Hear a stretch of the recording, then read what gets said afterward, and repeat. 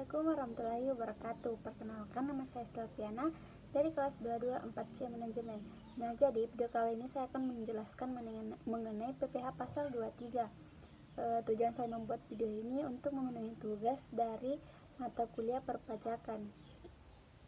Jadi, pasal PPh 23 merupakan salah satu jenis pajak penghasilan yang ada di Indonesia.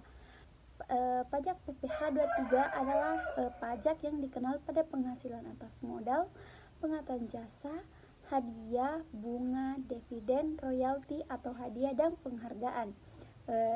Jadi selain yang dipotong pada PPh pasal 21, pemotongan 23 dilakukan oleh pihak pemberi penghasilan sehubungan dengan pembayaran berupa dividen, bunga, royalti, sewa dan jasa kepada wajib pajak dan bentuk usaha tetap.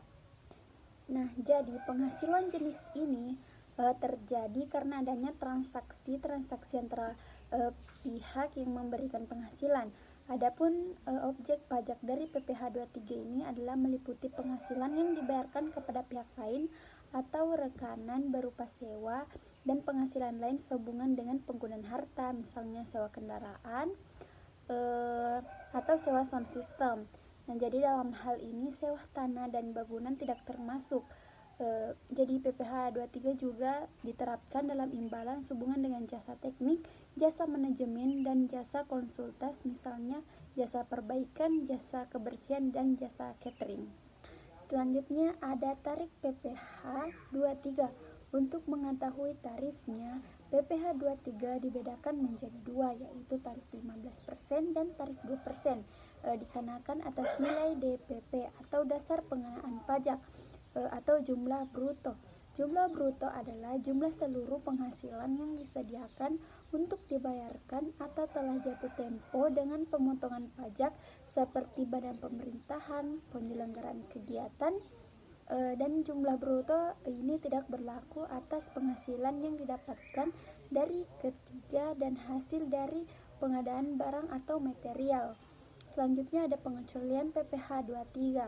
Meskipun PPh 23 merupakan pajak penghasilan yang dikenakan atas penghasilan berupa bunga, royalti, sewa, jasa, dan hadiah, selain yang telah dipotong oleh PPh 21, namun ada beberapa yang dikecualikan dalam PPh 23. Di antaranya yang pertama itu penghasilan yang mempunyai ikatan hutang dari bank, yang kedua sewa bank yang terhutang sehubung dengan sewa guna usaha dengan hak opsi, yang ketiga dividen yang memperoleh PT atau perseroan terbatas yang bertempat tinggal di Indonesia yang berasal dari cadangan laba yang ditahan sebagai wajib pajak dalam negeri. Yang keempat, SHU koperasi yang dibayarkan koperasi kepada anggotanya.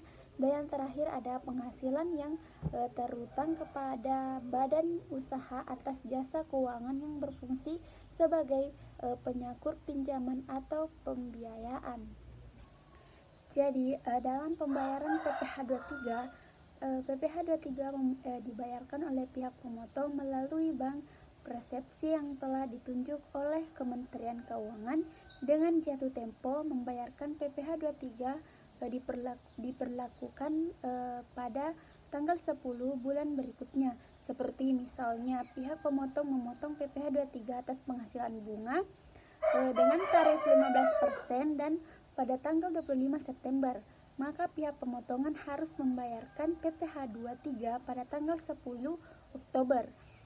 Tetapi sebelum melakukan pembayaran, pihak pemotong harus membuat ID billing melalui aplikasi online pajak. Selain pembayaran PPh 23, adapun bukti potongan PPh 23. Untuk bukti pemotongan PPh 23, pihak pemotongan harus membuat bukti potong untuk pihak yang dikenakan pajak dan untuk melakukan pengisian pada e-filing di online pajak. Jadi bukti potong untuk dikenakan pajak dan bukti potong untuk pihak yang melakukan e-filing. Selain bukti potongan PPh 23, adapun pelaporan PPh 23. Berkaitan dengan pelaporan PPh 23, pelaporan dilakukan oleh pihak pemotongan di SN mengisi SPT PPh pasal 23 dan 26 dan dapat melaporkan melalui fitur pajak online dan e-filing gratis di online pajak dengan jatuh tempo pelaporan PPh 23 yaitu pada tanggal 20 pada bulan berikutnya.